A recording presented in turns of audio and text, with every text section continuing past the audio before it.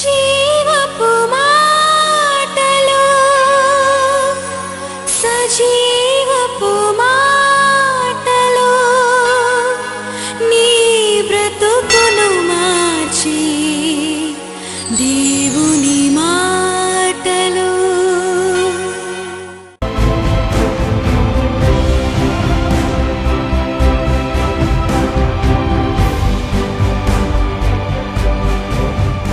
అనేకమైన సమస్యలతో తల్లడిల్లిపోతున్నారు. ప్రార్థన ప్రతి సమస్యకు కూడా పరిష్కారం అని ఎన్ని ప్రసంగాలు చేసినా, ఎంత వాక్యం మీరు చదివినా దాన్ని మీ జీవితంలో అమలు చేయలేకపోతున్నారు. అందుకే మీరు ఎన్నెన్నో సమస్యలకు గురైపోతున్నారు. ఎంతో కలవరము, ఎంతో భయము, భీతి, బలహీనత ఇవన్నీ ఎదుర్కొంటున్నారు. కానీ అన్ని సమస్యలకు పరిష్కారం ప్రార్థననే. అన్ని రోగాలకు ఏ విధంగా మూలికలు ఉంటాయో మీ అన్ని సమస్యలకు ఒకే మూలిక, అది ప్రార్థన. అది జ్ఞాపకం చేయడానికి ఈరోజు దైవ సేవకురాలుగా మీ ముందు నిలబడుతున్నాను. ప్రార్థనా జీవితం చక్కబెట్టుకుంటే మీరు చాలా నెమ్మదిగా, సుఖంగా, సమాధానంగా ఈ లోకంలో జీవించగలరు. సాతానును ఓడించడానికి మరి ఏ పరికరం లేదు. ప్రార్థన మన ఆయుధమై ఉన్నది. ప్రార్థన మన ఊపిరిగా మారాలి. ప్రార్థన వలన మనకు బలము కలుగుతుంది. ప్రార్థన వల్లనే మనకు జయం కలుగుతుంది. ప్రార్థన వలన మన సమస్యలకన్నిటికీ పరిష్కారము లభిస్తుంది. కాబట్టి ప్రార్థన చేయడానికి ఎప్పుడు కూడా వెనుకాడదు. ప్రార్థనలకు రావడం ఒక ఎత్తు అయితే నీ వ్యక్తిగత ప్రార్థనా జీవితం ఎలాగుందని ఈరోజు వాక్యమును ఆనబెట్టుకొని పరీక్షించుకోవాలి కదా. మనం ఎప్పుడు కూడా ఇతరులను వేలు పెట్టి తిరస్కరిస్తాము, తీర్పు తీరుస్తాము, విమర్శిస్తాం. కానీ ఆ వేలు మనకు సూటిగా మన గుండెకు గురిపెట్టి ఆలోచించాలి. How is your prayer life? ఈరోజు పరిశుద్ధాత్ముడు అదే మనల్ని కూడా అడుగుతున్నాడు. నన్ను అడిగినాడు, నా ద్వారా మిమ్మల్ని కూడా అడుగుతున్నాడు. దేవుడే మాట్లాడుతున్నాడు. ప్రార్థన చేసినప్పుడు మనకు అనవసరమైన భయాల నుండి మనకు విడుదల కలుగుతుంది. శ్రమల నుండి విడుదల కలుగుతుంది. మనకు అవమానం రాదు. మనం కీడు నుండి తొలగింపబడతాం. అంతటి దావీదు మహారాజే దినమునకు 3 పర్యాయములు నేను స్తుతిస్తున్నాను, 7 పర్యాయములు ప్రార్థన చేస్తున్నాను అని అంటున్నాడు. 34 కీర్తనలో దావీదు మహారాజు అంటున్నాడు, 4, 5, 6 చదివినప్పుడు, నేను యెహోవా యొద్ద విచారణ చేయగా ఆయన నాకు ఉత్తరం ఇచ్చెను, నాకు కలిగిన భయములన్నిటిలో నుండి ఆయన నన్ను విడిపించు. నాకు కలిగిన భయములన్నిటినీ విడిపించు. మనం ఊరికే ప్రతి దినం మనకిచ్చిన చిన్న జీవితాన్ని పిచ్చి పిచ్చి భయాలతో ముంచెత్తి మనం పనికిరాని వారిగా, నిష్ఫలులుగా మారిపోతాం. వ్యర్థమైన ఆలోచనలు, పిచ్చి పిచ్చి భయాలతో మనుషులు సతమతమైపోతారు. విడుదల కావాలంటే నువ్వు ప్రార్థన చేయాలి. ప్రార్థన చేసినప్పుడు నీకు గైడెన్స్ వస్తుంది. యెహోవా నిన్ను నిత్యము నడిపిస్తాడు. నువ్వు ఎక్కడికి వెళ్ళాలి, ఎవరిని సంప్రదించాలి, నీ భయాన్ని ఏ విధంగా తొలగించుకోవాలి, మార్గాలు దేవుడు ఏర్పాటు చేస్తాడు. కాబట్టి మరి ఎంత ఫ్రీ అయిపోయినానంటే నేను మరి ఒక్కసారి నాకు ఏం లేదు, ఇంకా నాకేం లేదు, నేను చాలా గొప్ప సేవ చేయగలుగుతాను ఇంకా మరి తీర్మానం చేసుకున్నాను. దేవుని స్తోత్రం, హల్లెలూయా. అంటే మీరు చేసిన ప్రార్థనలకు కూడా నేను కృతజ్ఞురాలు. అందుకే ఇక్కడ వాక్యంలో 34 కీర్తనలో మనం చూస్తాం కదా, నేను యెహోవా యొద్ద విచారణ చేయగా ఆయన నాకు ఉత్తరం ఇచ్చెను, నాకు కలిగిన భయములన్నిటిలో నుండి ఆయన నన్ను తప్పించు. ఇక్కడ అన్నిటిలో నుండి అని పదే పదే కనబడుతుంది. భయములన్నిటిలో నుండి. 6వ వచనం చూడండి, ఈ దీనుడు మొరపెట్టగా యెహోవా ఆలకించెను, అతని శ్రమలన్నిటిలో నుండి అతన్ని రక్షించు. మళ్ళీ అన్నిటిలో నుండి, శ్రమలన్నిటిలో నుండి రక్షిస్తాడు, భయాలన్నిటిలో నుండి రక్షిస్తాడు. 5వ వచనం, వారు ఆయన తట్టు చూడగా వారికి వెలుగు కలిగెను, వారి ముఖములెన్నడూ లజ్జింపకపోను. కీడు తొలగిపోవాలంటే కూడా ప్రార్థన చేయాలి. ఈ దినాల్లో ఏ భద్రత లేదు. ఇంటి బయటకు వచ్చినావంటే ఇంటిలోనికి నువ్వు సురక్షితంగా ప్రాణాలతో వస్తావని నమ్మకం లేని రోజులు. అట్టివారికి కూడా ప్రార్థన చేస్తే అభయవాకు.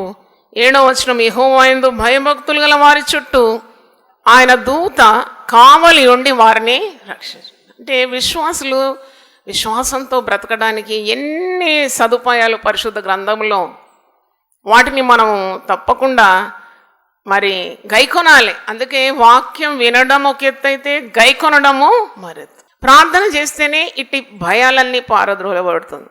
అప్పుడు నాకు ఈ మాట గుర్తొచ్చింది, మీరు శోధనలో ప్రవేశించకున్నట్లు మీరు మెలకువగలిగి ప్రార్థన చేయమని యేసు ప్రభు మరి గెత్సెమనే తోటలో అన్నాడు కదా.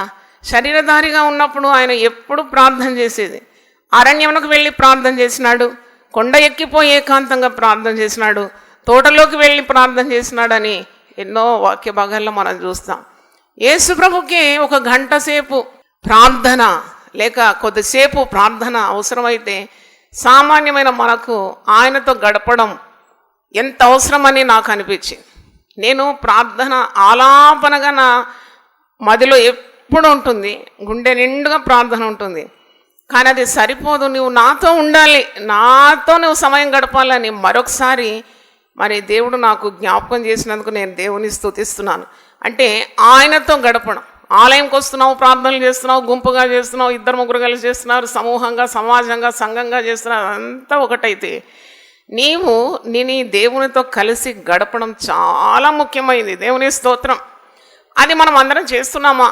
చాలా ఒత్తిడి, చాలా పనిపాట్లు, సమయం లేదు, తీరిక లేదు, నిద్రపోవడానికి కూడా సమయం లేదు, అంత పని అవసరం లేదని నేను ఒక దైవజనంతో మాట్లాడేటప్పుడు చెప్పినాను. అస్సలు తీరిక లేదు సిస్టర్ అంటే, అంత పని పెట్టుకోమని దేవుడు అనలేదు. మార్తాను చూసి ప్రశంసించలేదు, కానీ యేసు పాదాల దగ్గర కూర్చున్న మరియను ఏమన్నాడు? ప్రశంసించినాడు. దేవునికి స్తోత్రం. కాబట్టి మత్తయి సువార్త 26:41 ఉంది, మీరు శోధనలో ప్రవేశించకుండానట్లు మెలకువగా ఉండి ప్రార్థన చేయుడి అని అంటున్నాడు. అంటే మెలకువగా ఉండి మీరు ప్రార్థన చేయాలి. శోధన వస్తుంది. నాకు ఒక 4-5 సంవత్సరాల నుండి నా మనసులో చాలా ఒకలాంటి ఆవేదన కలుగుతుంది. పరిస్థితులు తల్లడిల్లిపోతాయి, తారుమారు అయిపోతాయి అని నాకు తెలుసు, నా ఆత్మలో నాకు తెలుసు. నాకు చాలా దర్శనాలు కూడా చూపెట్టినాడు. కొన్ని కుటుంబాల్లో శ్రమలు రాబోతుందని, సంఘానికి శ్రమలు రాబోతుందని, వ్యక్తిగత జీవితంలో శ్రమలు రాబోతుందని పదే పదే నాకు కొన్ని దర్శనాలు మరి ఏకధాటిగా కలిగింది.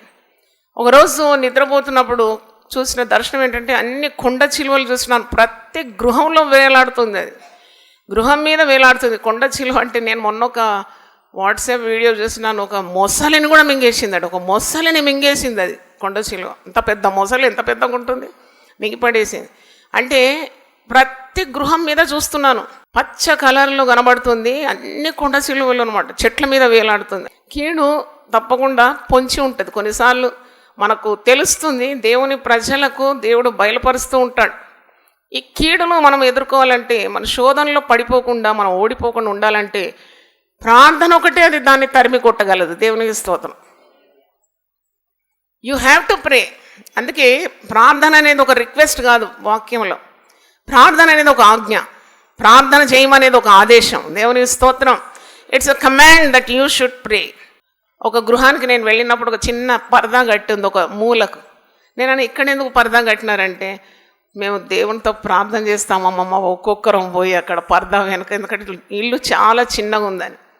ఆ ఇల్లు అలాగ మీ ఇల్లు ఇలాగ ఉండదు, మీరు ఇరుకునందు మొరపెడుతున్నారు కాబట్టి మీకు తప్పకుండా 2 అంతస్తుల బంగ్లా ఇస్తాడని చెప్పినాను. అలాగే జరిగింది. దేవుని స్తోత్రం.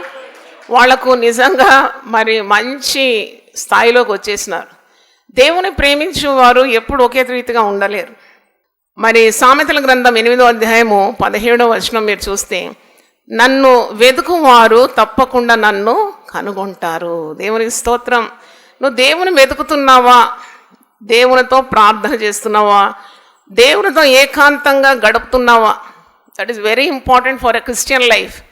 క్రైస్తవ జీవితానికి చాలా మరి అవసరమైనది. 17వ వచనం సామెతలు 8:17లో, నన్ను ప్రేమించు వారిని నేను ప్రేమించున్నాను, నన్ను జాగ్రత్తగా వెతుకువారు నన్ను కనుగొందురు. హల్లెలూయా. నన్ను జాగ్రత్తగా వెతుకువారు నన్ను కనుగొంటారు. Are you seeking God with all your heart? నీ పూర్ణ హృదయంతో దేవుని వెతుకుతున్నావా? నీ సమస్య రాగానే ఎవరినో వెతుకుతుంటావు కదా. అవును, ఒక కుటుంబంలో సమస్య వచ్చింది, అప్పుడు వెంటనే అడ్వకేట్ను వెతుకుతూ ఉంటావు. ఒక రోగం వచ్చింది, ఒక మంచి వైద్యుడు ఎక్కడ ఉన్నాడని వెతుకుతావు. మరి ఆర్థిక ఇబ్బందులు వచ్చింది, ఫైనాన్షియర్ ఎక్కడున్నాడని వెతుకుతావు. ఈ వెతుకులాటనే, నన్ను అడిగితే జీవితం అంతా వెతుకులాటనే. అస్సలైన వెతుకులాట ఏదంటే దేవుని వెతకడం. దేవుని స్తోత్రం. He can solve all your problems. నువ్వు దేవుని ప్రేమిస్తేనే దేవుని వెతకగలవు. ప్రేమించేవాడిని వెతుక్కుంటాం కదా, ఏంటి వాళ్ళు ఉన్నారా, ఎడిపోయినారు, ఎక్కడ కనబడతారు. అలాగే దేవుని నీవు మనస్ఫూర్తిగా ప్రేమిస్తే నువ్వు ఎప్పుడు దేవుని వెతుకుతావు. దేవుని స్తోత్రం. వెతుకుడి మీకు దొరుకు. ఆయన మీకు ప్రత్యక్షమవుతాడు, ఆయన స్వరాన్ని వినిపిస్తాడు, ఆయన అభయ వాక్కులు నీకు ఇస్తాడు, ఆయన నీకు దారి చూపెడతాడు, నిన్ను చేయి పట్టుకొని ఏం చేస్తాడు, నడిపిస్తాడు. అందుకే నన్ను జాగ్రత్తగా వెతుకువారు నన్ను కనుగొంటారు. దేవుడు భక్తులను కూడా కొన్ని ఇరుకు మార్గంలో నడిపిస్తాడు, ఇతరుల సమస్యలు అర్థం చేసుకోవడానికి. దేవుని స్తోత్రం. అప్పుడు నాకు అనిపించింది, నిజంగా రోగం కలిగిన వారు ఇంత భయపడతారు కదా. అవును, అట్టి వారి కొరకు కూడా విజ్ఞాపన చేయమని దేవుడు నాకు మరి సెలవిచ్చినాడు. దేవుని స్తోత్రం.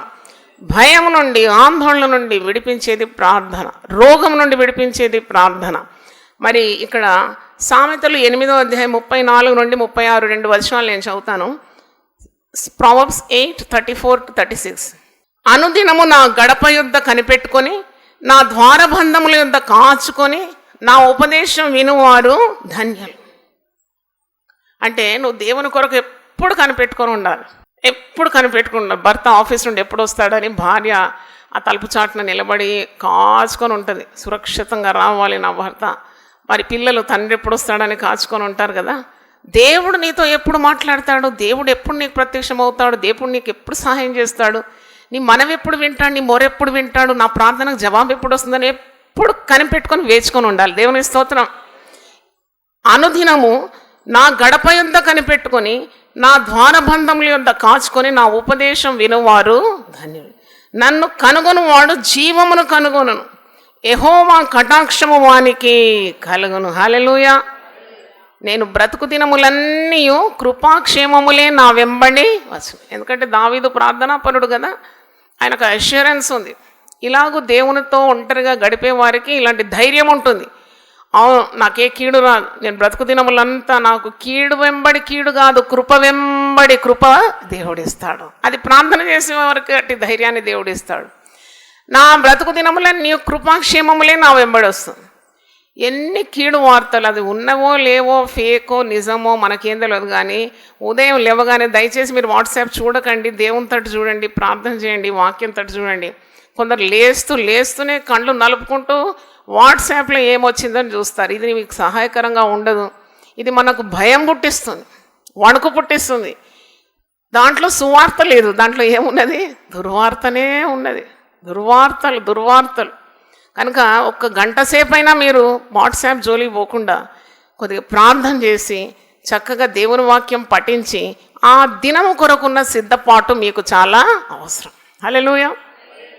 You get geared up for the day, how to face the day. అందుకే ఇక్కడ యెహోవా కటాక్షము కనిపెట్టు వారికి దేవుడు కలగజేస్తాడు.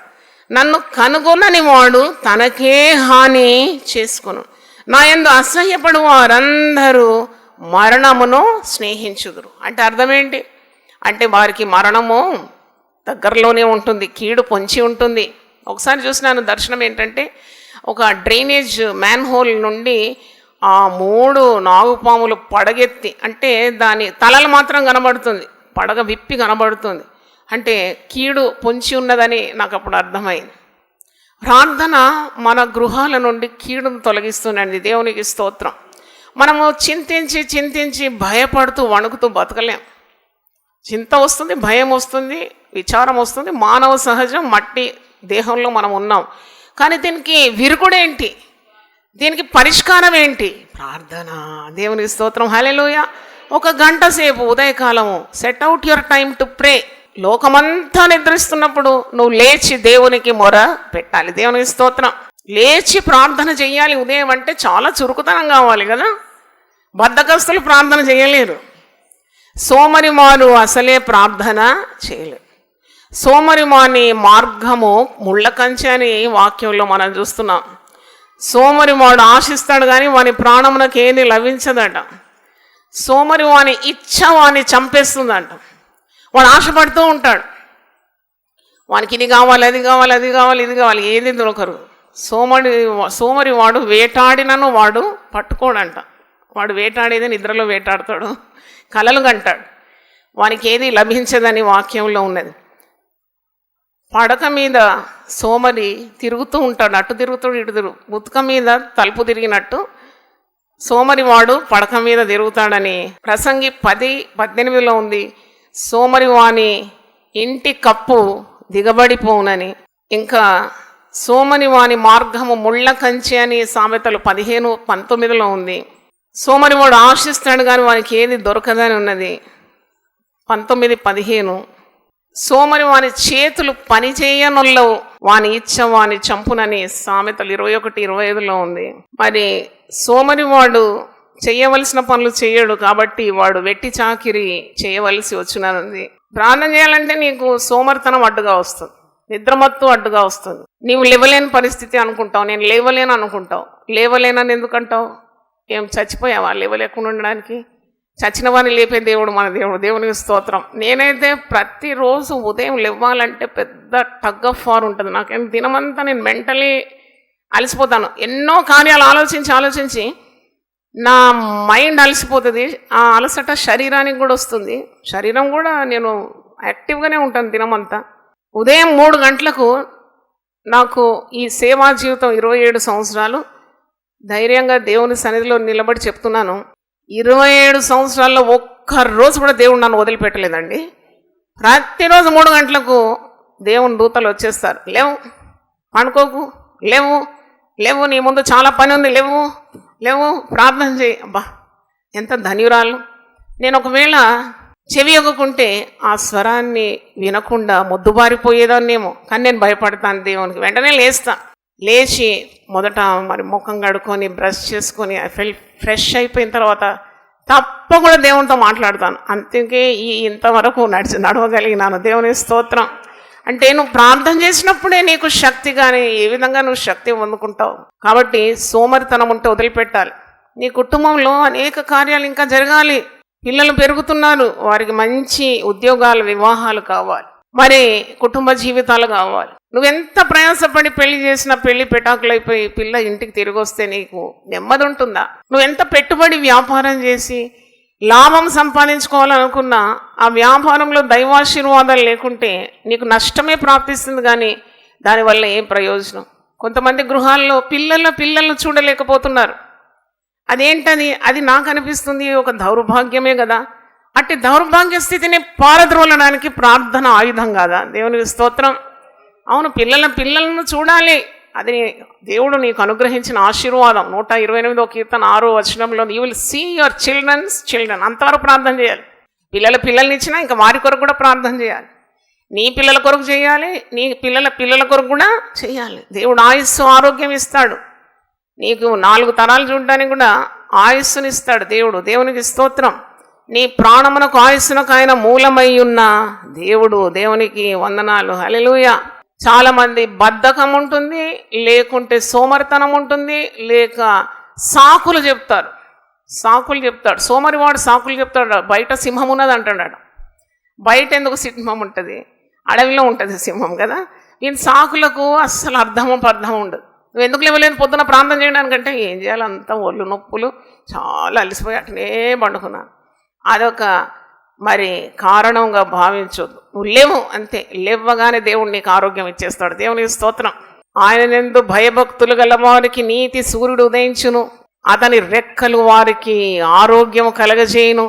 వారు బయలుదేరి క్రొవ్విన దూడలు గంతులు వేసినట్లు అవును, గంతులు వేసేంత వరకు నువ్వు ప్రార్థన చేయాలి, శక్తి పొందుకోవాలి. యెహోవా కొరకు ఎదురు చూచువారు నూతన బలం పొందుకుంటాం. హల్లెలూయా. కనుక ఈరోజు నువ్వు ఏకాంతంగా ప్రార్థన చేస్తున్నావా? How much you're spending time with God? అప్పుడు ఇక్కడ మత్తయి సువార్త 26 ప్రభు శిష్యులను 3 సార్లు గద్దిస్తాడు. ఎందుకంటే శిష్యులు ఏం చేస్తున్నారు? నిద్రపోతున్నారు.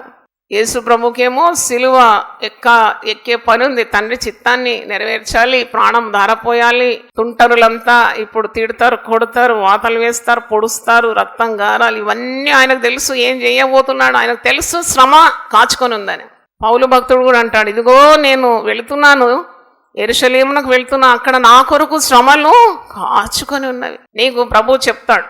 నాకు తెలిసి భక్తులకు కానీ విశ్వాసులకు కానీ దేవుని హత్తుకొని బ్రతికే వారికి దేవుడు చేయబోయే కార్యాలు చెప్తాడు. దేవుని స్తోత్రం.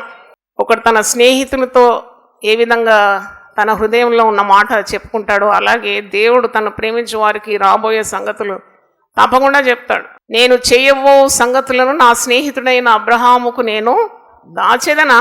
కాబట్టి ఇది ఒకవేళ సంఘానికి మరి లైవ్ స్ట్రీమింగ్ ద్వారా వింటున్న విశ్వాసులకు భక్తులకు అంతా హెచ్చరిక అని నేను చెప్పాలి. దేవునికి స్తోత్రం. ప్రతి ఒక్కరికి హెచ్చరిక. దేవుని సేవ అమోఘంగా జరుగుతుందని మురిసిపోయే భక్తులు ఉంటారు, ప్రార్థన జీవితం సున్నా ఉంటుంది.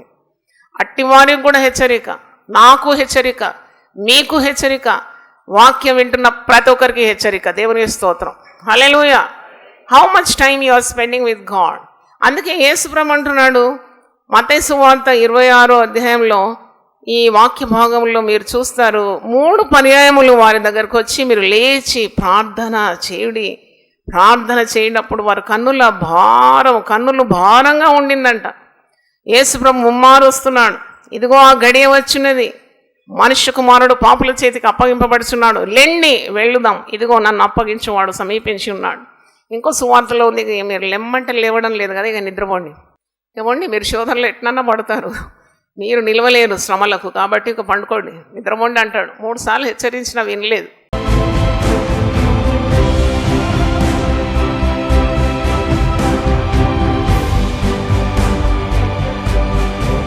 ఇంకా ఈరోజు నువ్వు ఏకాంతంగా ప్రార్థన చేస్తున్నావా? How much you're spending time with God. అప్పుడు ఇక్కడ మత్తయి సువార్త 26:41లో యేసు ప్రభు శిష్యులను 3 సార్లు గద్దిస్తాడు. ఎందుకంటే శిష్యులు ఏం చేస్తున్నారు? నిద్రపోతున్నారు.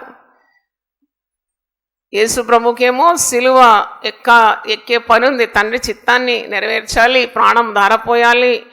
తుంటరులంతా ఇప్పుడు తిడతారు, కొడతారు, వాతలు వేస్తారు, పొడుస్తారు, రక్తం గారాలి, ఇవన్నీ ఆయనకు తెలుసు. ఏం చేయబోతున్నాడు ఆయనకు తెలుసు, శ్రమ కాచుకొని ఉందని. పౌలు భక్తుడు కూడా అంటాడు, ఇదిగో నేను వెళుతున్నాను, యెరూషలేమునకు వెళ్తున్నా, అక్కడ నా కొరకు శ్రమలు కాచుకొని ఉన్నవి. నీకు ప్రభు చెప్తాడు. నాకు తెలిసి భక్తులకు కానీ విశ్వాసులకు కానీ దేవుని హత్తుకొని బ్రతికే వారికి దేవుడు చేయబోయే కార్యాలు చెప్తాడు. దేవుని స్తోత్రం. ఒకడు తన స్నేహితులతో ఏ విధంగా తన హృదయంలో ఉన్న మాట చెప్పుకుంటాడో అలాగే దేవుడు తను ప్రేమించే వారికి రాబోయే సంగతులు తప్పకుండా చెప్తాడు. నేను చేయబో సంగతులను నా స్నేహితుడైన అబ్రహాముకు నేను దాచేదనా. ప్రతి ఒక్కరికి హెచ్చరిక. దేవుని సేవ అమోఘంగా జరుగుతుందని మురిసిపోయే భక్తులు ఉంటారు, ప్రార్థన జీవితం సున్నా ఉంటుంది. అట్టి వారికి కూడా హెచ్చరిక, నాకు హెచ్చరిక, మీకు హెచ్చరిక, వాక్యం వింటున్న ప్రతి ఒక్కరికి హెచ్చరిక. దేవుని స్తోత్రం. హల్లెలూయా. How much time you are spending with God. అందుకే యేసుప్రభు అంటున్నాడు మత్తయి సువార్త 26వ అధ్యాయంలో ఈ వాక్య భాగంలో మీరు చూస్తారు, 3 పర్యాయములు వారి దగ్గరకు వచ్చి మీరు లేచి ప్రార్థన చేయుడి. ప్రార్థన చేయనప్పుడు వారి కన్నులు భారంగా ఉండిందంట. యేసుప్రభు ముమ్మారు వస్తున్నాడు, ఇదిగో ఆ గడియ వచ్చినది, మనుష్య కుమారుడు పాపుల చేతికి అప్పగింపబడుచున్నాడు, లెండి వెళ్ళుదాం, ఇదిగో నన్ను అప్పగించేవాడు సమీపించి ఉన్నాడు. ఇంకో సువార్తలో ఉంది, మీరు లెమ్మంటే లేవడం లేదు కదా, ఇక నిద్రపోండి. ఏమండి, మీరు శోధనలో ఎట్లన్నా పడతారు, మీరు నిలవలేరు శ్రమలకు, కాబట్టి ఇక పండుకోండి, నిద్రపోండి అంటాడు. 3 సార్లు హెచ్చరించినా వినలేదు. అందుకే ప్రభు అంటున్నాడు, మీరు ఒక్క గడి అయినను నాతో మేల్కొని ఉండలేరా? 40వ వచనం చూడండి, మాథ్యూ 26:40. ఆయన మరల శిష్యుల యొద్దకు వచ్చి వారు నిద్రించుట చూచి, ఒక్క గడి అయినను నాతో కూడా మేల్కొని ఉండలేరా? అమ్మ, 1 గంట నా సిస్టర్, 1 గంట ఏం ప్రార్థన చేస్తామో? 1 గంట ముసలమ్మ ముచ్చట్లంటే రెడీ. బంధువులు వచ్చి చెప్పి ప్రార్థన వదిలిపెట్టి, ఆరాధన వదిలిపెట్టి, సహవాసం వదిలిపెట్టి, వాళ్లకు వంటలు వడ్డింపులు అవసరమా? వాళ్ళు కడుపు నిండా తిన్నాక దులుపుకొని అంటారు, అది బాగాలేకుండే, ఇది చాలా బాగుండే, అంతే. నీకు దొరికేది ఆఖరికి ఒరిగేది ఏమీ లేదు. పైగా నీకు పైసలు ఖర్చులు. ఎంత దూరం పెడితే అంత ప్రేమ కూడా ఉంటుంది. దేవుని స్తోత్రం. దూరం కొండలు చాలా నునుపుగా ఉంటాయంట కదా, దగ్గరికి రాగానే ఉంటుంది, కరుక్కు ఉంటుంది. అందుకే దేవునితో దగ్గరగా ఉండాలి, వీళ్ళందరితో ఏం చేయాలి? దూరం అయిపోవాలి అన్నట్టు. వాళ్ళని ద్వేషించొద్దు, అప్పుడప్పుడు పిలుచుకోండి, కానీ అనవసరంగా మీ సమయాన్ని వ్యర్థమో చేయదు. ముసలమ్మ ముచ్చట్లు. నాకు అనిపిస్తుంది, ఒకవేళ దేవుని వాక్యం ఇక్కడ చెప్పే వాక్యం అంతా స్త్రీలు వింటే కుటుంబాలంతా ఎంత పైకి వచ్చేది, పిల్లలంతా ఎంత స్థాయికి వచ్చేది, ఎంతమంది ఎన్ని కార్యాలు చేయగలిగేది, ఎంత ఉద్ధరింపబడేది కుటుంబాలని. కానీ వింటే కదా కుటుంబాలు పాడవడానికి కారణము మరి ఎక్కువగా మాట్లాడడం, విస్తారమైన మాటల్లో దోషం ఉండక మానదంట. వదరుబోతుల జోలికి పోకూడదు. నీ పని పాటలు అయిపోయిన తర్వాత నీ భర్త మరి ఆఫీస్కి వెళ్ళిపోయినాడు, పిల్లలు కాలేజ్ స్కూల్కి వెళ్ళిపోయిన తర్వాత నువ్వు ఏం చేస్తున్నావు? కొద్దిగా వంట తక్కువ చేసినా ఎవ్వరు చావరండి. మీరు అనవసరంగా వంటలు వండుతున్నారు, పిండి వంటలు, ఆ వంటలు, ఏంది గారెలు, బూరెలు, అవన్నీ జబ్బు వచ్చేటివి. ఇవన్నీ నీకు ఒరిగేది ఏం లేదు. తర్వాత నువ్వు వాళ్ళ హాస్పిటల్కి పిల్లల్ని ఎత్తుకొని పోవాలి. ఎందుకు వచ్చింది వెట్టి చాకిరి? కాబట్టి నువ్వు కొద్దిగా పనులు తక్కువ చేసి దేవునితో గడపడానికి నేర్చుకో. దేవుని స్తోత్రం. అవును, నీకు మరి నీ కుటుంబ భారం ఉన్నది కదా. కుటుంబంలో పాపం ఉంటే నువ్వు ఎలాగూ పక్కన వాళ్ళతో ముచ్చట్లు ఆడటానికి నీ సమయాన్ని కేటాయిస్తావు. తప్పకుండా ఆ పాపాన్ని ప్రార్థన చేత నువ్వేం చేయాలి? తరిమి కొట్టేయాలి. నీ భర్త పాపం చేస్తున్నాడని తెలిస్తే how can you sleep well? నువ్వు ఎలా నిద్రపోగలవు? ఎలాగో 3 పూటలు తిని తృప్తిగా ఉండగలవు? దేవా, నా భర్త హృదయంలో ఉన్న వ్యభిచార పాపాన్ని కాల్చి భస్మం చేయమని ప్రార్థన చేయాలి. దేవుని స్తోత్రం. ఏలైనగా మన దేవుడు దహించు అగ్ని అయి ఉన్నాడు. God will answer every prayer. ప్రతి ప్రార్థనకు జవాబు రావాల్సిందే, రాకుండా మానదు. కాబట్టి నీ భర్త, నీ భార్య, నీ పిల్లలు, నువ్వు చేసే పనులు, నువ్వు వివరించే వ్యవహారాలు, ఆఫీసు, ఉద్యోగము, నీ ఆరోగ్యము. ఇప్పుడైతే క్రొత్త రోగాలు వస్తున్నాయండి, మందులేని రోగాలు. నువ్వు అనుకుంటున్నావు డబ్బు ఉంది, నేను వైద్యుని పోయి పట్టుకుంటానని. వైద్యుని పట్టుకుంటే చచ్చిపోతావు జల్దీ. ఎందుకంటే ఆశారాజు ఎవరిని పట్టుకున్నాడట? వైద్యుని పట్టుకున్నాడంట. మరి హిజ్కియా రాజు ఎవరిని పట్టుకున్నాడు? హల్లెలూయా, వెరీ గుడ్, వెరీ గుడ్. దేవుని స్తోత్రం. రాజు అయిన హిజ్కియా మరణకరమైన రోగం వచ్చినప్పుడు దేవుని యొద్ద విచారణ చేసినాడు, కన్నీళ్లతో ప్రార్థన చేసినాడు. ఆశారాజుకు పాదాల్లో జబ్బు పుట్టిందట. పాదాల్లో జబ్బు కాదు, గుండె జబ్బు కాదు, ఏ జబ్బు అయినా దేవుని దగ్గర ప్రార్థన చేయాలి. దేవుని స్తోత్రం. దేవుని దగ్గర ప్రార్థన చేసి దేవుడు నడిపిస్తాడు నిన్ను. He will show in the perfect plan, perfect వే. నిత్యం నడిపిస్తాడు. ఎక్కడెక్కడో పరిగెత్తి ఆ డాక్టర్, ఈ డాక్టర్, ఆ డాక్టర్. అసలు ఈ దినాల్లో డాక్టర్లకు అసలు ఆ వైద్య జ్ఞానం లేకుండా లంచం వచ్చి సర్టిఫికేట్లు సంపాదించుకొని నిన్ను చీల్చి తొందరగా వాళ్ళు ఏం చేస్తారంటే చితికి పంపించేస్తారు. ఆపరేషన్ చాలా అవసరం అంటారు. ఉట్టిదే అవును, ఇవన్నీ రాంగ్ రిపోర్ట్స్ కూడా ఇచ్చి నిన్ను మోసం చేయొచ్చు కదా. కాబట్టి మొట్టమొదట నువ్వు దేవుని సన్నిధిలో గంట సేపు గడిగితే పర్ఫెక్ట్ ఉంటుంది నీ మార్గం. దేవుని స్తోత్రం. హల్లెలూయా. కాబట్టి నువ్వు శోధనలో ప్రవేశించకుండానట్లు మేలుకోగలిగి ప్రార్థన చేయాలి. కష్టాలు రాబోతుంది, శ్రమలు రాబోతుంది. ప్రార్థనలేమి ద్వారానే ఇన్ని ఇబ్బందులు మనం పడుతున్నాం. మీరు నాతో 1 గంట అయినా గడపరా? ఏమడుగుతున్నాడు ప్రభు? ఆయన శిష్యుల ఎందుకు వచ్చి వారు నిద్రించుట చూచి 1 గడి అయినను నాతో కూడా మేల్కొని ఉండరా? అంటే నేను చెప్పే సారాంశం ఏంటంటే ప్రార్థన లేకుండా నీ ప్రయత్నం అంతా శూన్యం అయిపోతుంది. ప్రార్థన లేకుండా నీ కుటుంబంలో సమాధానము రాదు. ప్రార్థన లేకుండా నువ్వు ఏ శోధనను జయించలేవు. ప్రార్థన లేకుండా విజయవంతమైన జీవితాన్ని నువ్వు జీవించలేవు. ప్రార్థన మనకు సమాధానాన్ని ఇస్తుంది. కొందరు మరి పెద్ద పెద్ద కంపెనీలో పనిచేసే వారికి ఉదయము ప్రార్థనకు సమయం లేదు. కానీ there is a will, there is always a way. మనసు ఉంటే తప్పకుండా మార్గము దేవుడే ఇస్తాడు. ఆయన పేరు మార్గం కదా. యేసుప్రభు పేరేంటి? మార్గం. తప్పకుండా నీకు ఏ విధమైన తెలివి జ్ఞానం ఇస్తాడు. How to find time to pray and be alone with Jesus. నీ సమస్యలన్నీ కూడా సమసిపోతుంది. నేను ఒక వ్యక్తిని కలవడానికి పోతున్నానండి. తప్పకుండా వ్యక్తి నోటి నుండి ఏవేవో వినాల్సి వస్తుందని అనుకున్నాను. ఒక వ్యక్తి అంటే ఎవరో ఎక్స్ అనుకోండి, వై అనుకోండి, సెడ్ అనుకోండి. అయితే నేను గంట సేపు మోకరించి ప్రార్థన చేసి వెళ్ళినాను. ఆ వ్యక్తిని ఒక్క మాట మాట్లాడలేదండి. అంటే ఈ నోరు ఎవరు మూసినారండి? దేవుడే మూసేసి. ఇంత శక్తి గల నామం, యేసయ్య నామం, పైగా మంచిగా చిరునవ్వు నవ్వి బాగున్నారా అని అడిగినాడు. అంటే నేను ఎందుకు చెప్తున్నానంటే నీ ముందు పర్వతాలన్నీ ఏమైపోతుంది తెలుసా? మైనములాగా. నువ్వు దేని భయపడతావో అది నీ తొలగిపోతుంది నీ మార్గం నుండి. అందుకే వాక్యంలో 95వ కీర్తన 6వ వచనం చూడండి. మనల్ని సృజించిన యెహోవా సన్నిధిని మనము మోకరించుదాము రండి. ఆయన మన దేవుడు, మనము ఆయన పాలించు ప్రజలము, ఆయన మేపు గొర్రెలం. రండి నమస్కారము చేసి సాగిలపడదాము, మనల్ని సృజించిన యెహోవా సన్నిధిని మోకరించుదాము. హల్లెలూయా, హల్లెలూయా. 97వ కీర్తన 5వ వచనంలో ఉంది, యెహోవా సన్నిధిని, సర్వలోకనాథుని సన్నిధిని పర్వతములు మైనము వలె కరుగుచున్నాయి. అంటే పర్వతం లాగున్న ఒక సమస్య మైనం వలె కరిగిపోతే ఎంత సంతోషం హృదయానికి. హల్లెలూయా చెప్దామా గట్టిగా. కాబట్టి ప్రార్థనా జీవితము చాలా అవసరమని నేను తెలియజేస్తున్నాను. So systematic in her prayer life. కాబట్టి మనము ప్రార్థన ఒక గడి అయినా దినమంతటిలో ఏ సమయం నీకు దొరుకుతుందో, కానీ వేకువ జాము ప్రార్థనకు చాలా ప్రాధాన్యత ఉంది. భక్తులు ఏ విధంగా లేచినారు, మోషే కానీ, యెహోషువ కానీ, సమూయేలు కానీ, అబ్రహాం కానీ, యాకోబు కానీ, ఇస్సాక్ కానీ, యెహోషువ కానీ, వీళ్ళందరూ భక్తులు. వాళ్ళు వేకోలేసి దేవునితో ముఖాముఖిగా మాట్లాడినారు. దేవుని స్తోత్రం, హల్లెలూయా. ఆ వేకువ జాము ప్రార్థనకు చాలా శక్తి ఉందని మరి మీకు ఒకసారి నేను జ్ఞాపకం చేస్తున్నాను. కీర్తనలు 5:3 ఒక మాట ఉంది చూడండి. కీర్తనలు 5:3, యెహోవా ఉదయమున నా కంఠస్వరము నీకు వినబడను, ఉదయమున నా ప్రార్థన నీ సన్నిధిని సిద్ధము చేసి కాచి ఉండు. మనుషులకు మన సమస్యలు చెప్తే అది పెరిగిపోతుంది, అది తరగదు. ఆ సమస్యలు పెరుగుతాయి. ఎందుకంటే ఒక్కొక్క మనిషి ఒక్కొక్క రీతిగా సలహాలు ఇస్తారండి. నీ కుటుంబం పాడైపోతుంది. మన మంచి సలహాదారు ఎవరు తెలుసా? పరిశుద్ధాత్ముడు. దేవుని స్తోత్రం.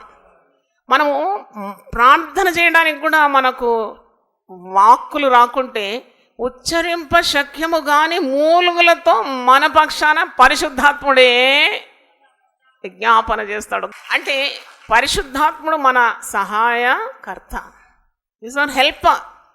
ఎవరు సహాయం చేస్తారు? తల్లికి చెప్పుకుంటే నీ వ్యధలు తీరుతుందా?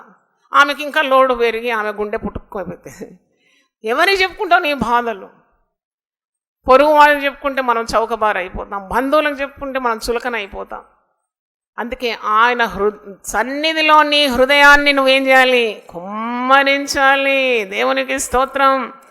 62వ కీర్తన 5వ వచనం, నా ప్రాణమా దేవుని నమ్ముకొని మౌనముగా ఉండుము, ఆయన వలననే నాకు నిరీక్షణ కలుగుచు. Is our only hope, there is no other hope. ఆయన వలననే నాకు నిరీక్షణ కలుగు. 8వ వచనం, జనులారా ఎల్లప్పుడూ ఆయన యందు నమ్మిక ఉంచుడి, ఆయన సన్నిధిని మీ హృదయములు కుమ్మరించుడి. దేవుడే మనకు ఆశ్రయం. హల్లెలూయా. జాయ్ చర్యన్ మనకు ఆశ్రయం అని ఉందా? ఎవరు ఆశ్రయం మనకు? దేవుడు మనకు ఆశ్రయం.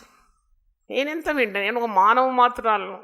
మరి కొన్ని సంవత్సరాలు ఏంది ఏమవుతుందో మనకేం తెలుసు. కాబట్టి ఒక మానవుని ఆశ్రయించేదానికంటే, మానవురాలను ఆశ్రయించేదానికంటే మీరు గురి, గమ్యం, నీ కేంద్రం, నీ ఫోకస్ అంతా ఎవరి మీద ఉండాలా?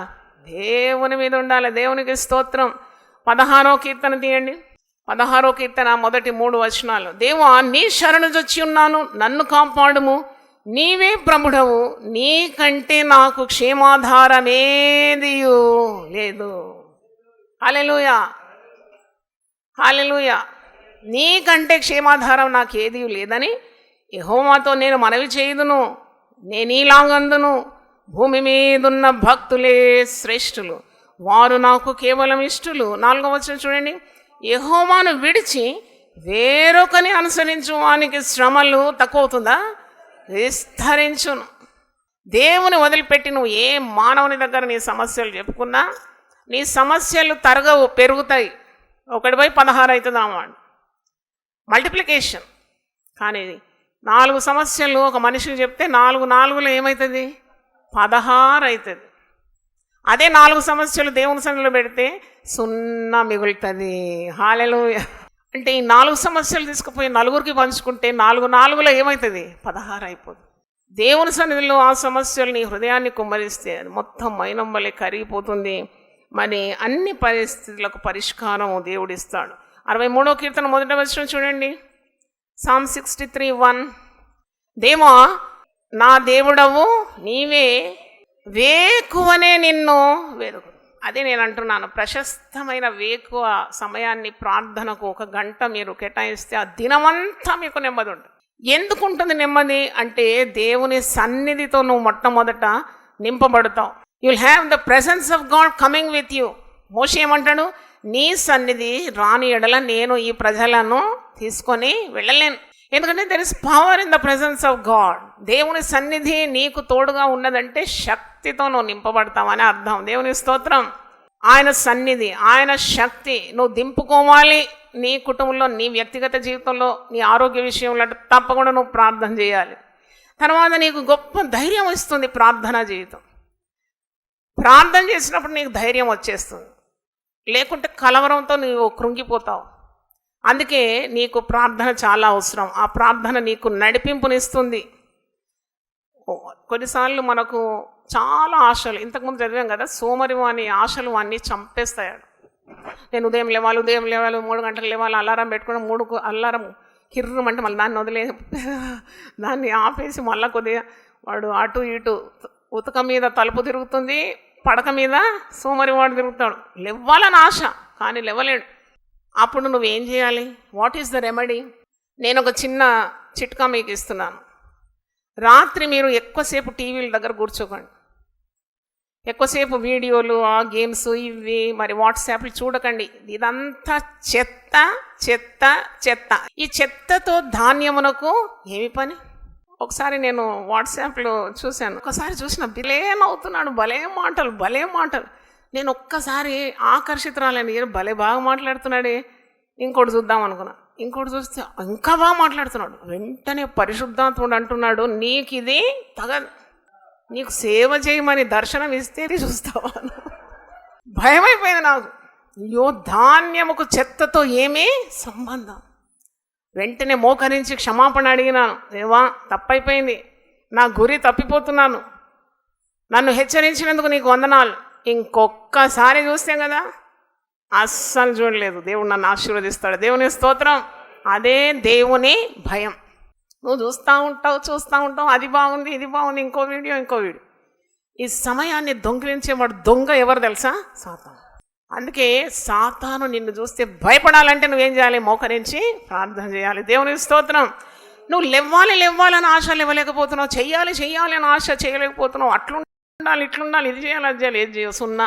ఎందుకంటే నీకు సంకల్ప బలము లేదు.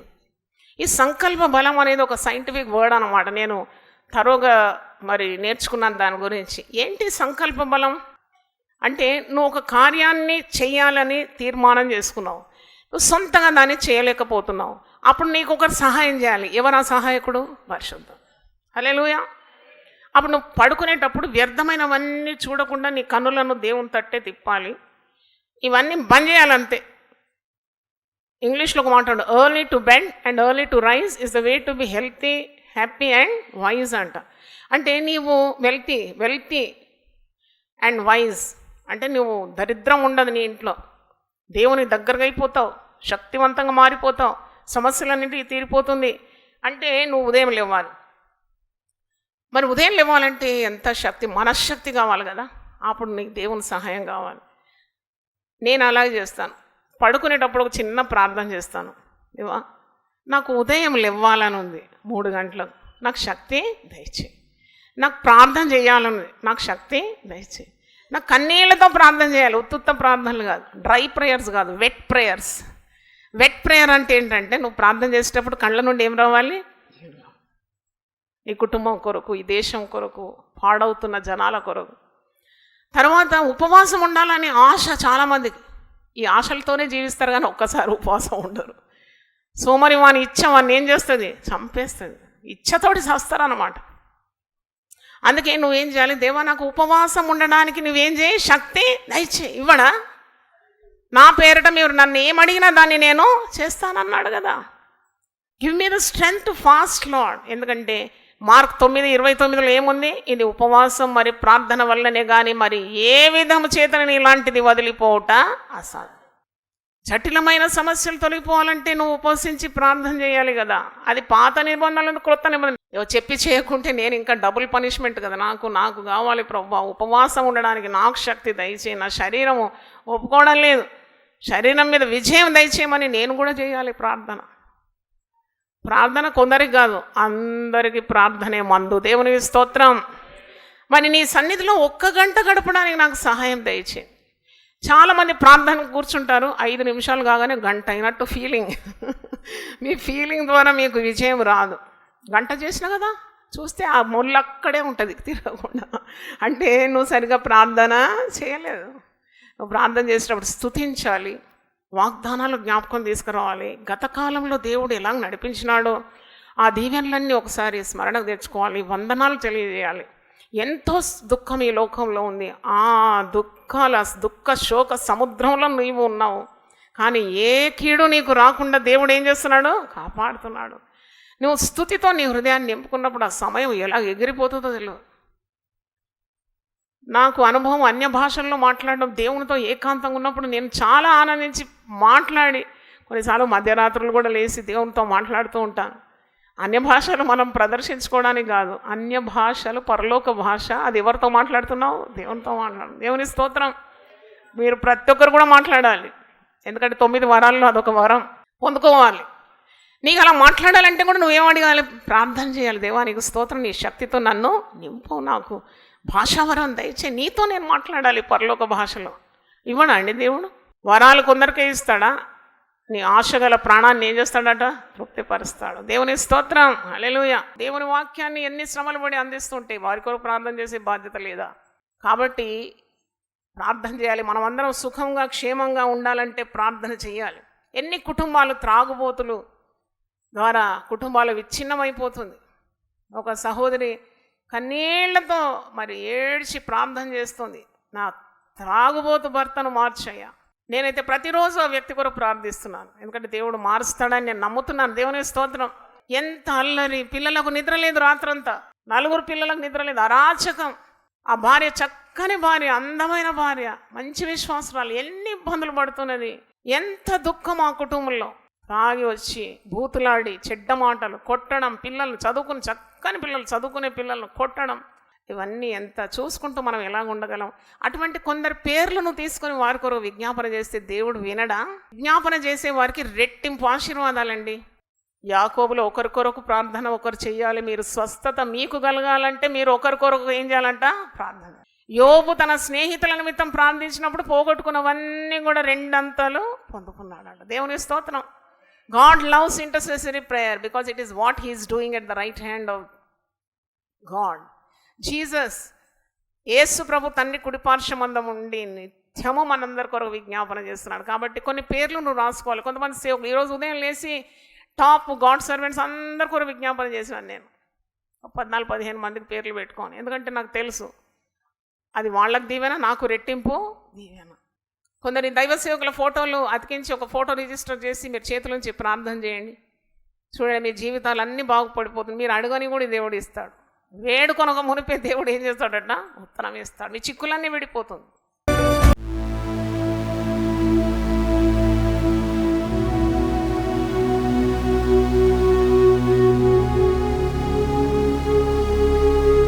అవును, స్తోత్రం చెల్లిస్తున్నాము. దేవుని వాక్యం విన్న ప్రతి హృదయాన్ని మీరు స్పందింపజేయాలని. నువ్వు మాట్లాడడం మానివేస్తావు. ఎందుకంటే నాయన వారు వినని ముష్కరులైతే, మెడవంచని జనాంగమైతే ఎంత శ్రమ అనుభవించాల్సి వస్తుంది. ఆయన మీరు శోధనలో ప్రవేశించకుండానట్లు మీరు మేలుకోగలిగి ప్రార్థన చేయండి.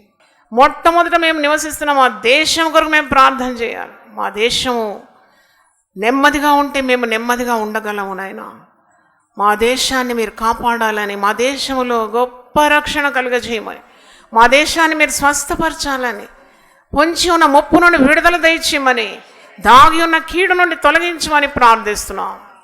అయినా అయ్యో, నిన్నవే ప్రజలు ప్రార్థించినప్పుడు, ఉపవసించి వారు తమను తాము తగ్గించుకొని ప్రార్థించినప్పుడు నువ్వు చేయనుద్దేశించిన కీడును కొట్టివేసిన దేవుడవు తండ్రి. ప్రతి కుటుంబానికి ఏ కీడు పొంచి ఉందో మాకు తెలియదు నాయన. మా బిడ్డల భవిష్యత్తు మాకు తెలియదు తండ్రి. ఏ దారి గుండి వారు వెళ్తున్నారో మాకు తెలియదు. కానీ ప్రార్థన ఉంటే వారిని ముక్కుకు గాలమేసి చక్కని పట్టాల మీద నిలపగలదు నాయన. నీకు స్తోత్రం. మా కుటుంబాల్లో నీ ఆశీర్వాదం దిగాలంటే ప్రార్థన చేయాలి. మా బిడ్డలకు సంతానం కావాలంటే ప్రార్థన చేయాలి. వివాహ సంబంధాలు కావాలంటే ప్రార్థన చేయాలి. వారు నెమ్మదిగా బ్రతకాలంటే ప్రార్థన చేయాలి. సాధారణ కార్యాలని లయం కావాలంటే ప్రార్థన చేయాలి. ఐగుప్తులకు వచ్చిన ఏ రోగం నీకు రానియనంటే ప్రార్థన చేయాలి. అవును ప్రభువా, నన్ను ప్రేమించి వారిని నేను ఆస్తికర్తలుగా చేస్తాను, వారి నిధులను నేను నింపుతానని సెలవిచ్చిన దేవా, నిన్ను ప్రేమించడానికి, నిన్ను హత్తుకొని సజీవులుగా ఉండడానికి సహాయం దయచేయమని ప్రార్థిస్తున్నాను. గొప్ప దేవా, ప్రార్థన మా ఆయుధమై ఉన్నది తండ్రి. అవును, సౌలును పౌలుగా మార్చింది ప్రార్థనే కదా ప్రభువా. వీరులను లేవనెత్తింది ప్రార్థనే కదా ప్రభువా. హీడును కొట్టివేసింది ప్రార్థనే కదా ప్రభువా. ఎరుకో గోడలు కూల్చింది ప్రార్థనే కదా. ఎర్ర సముద్రం పాయలైంది ప్రార్థనే కదా. ఆ సమస్యలని పడాపంచలైపోతుంది కనుక నీకు వందనాలు. ఈరోజు మరి ఒకసారి మాకు జ్ఞాపకం చేసినావు. అన్నీ తెలిసి బుద్ధిపూర్వకంగా మేము చేయాల్సిన కార్యాలు చేయలేకపోతున్నాం. మమ్మల్ని అందరినీ మీరు క్షమించాలని మేము కోరుతున్నాము తండ్రి.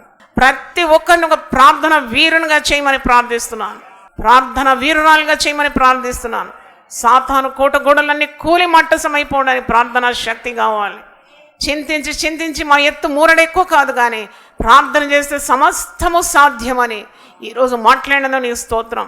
ప్రతి కుటుంబంలో నీ సమాధానం కలుగునుగాక, నీ శాంతి కలుగునుగాక, భార్య భర్తల మధ్యలో గొప్ప నెమ్మది కలుగునుగాక, పిల్లలను ఆశీర్వదించుదుగాక ప్రభువా.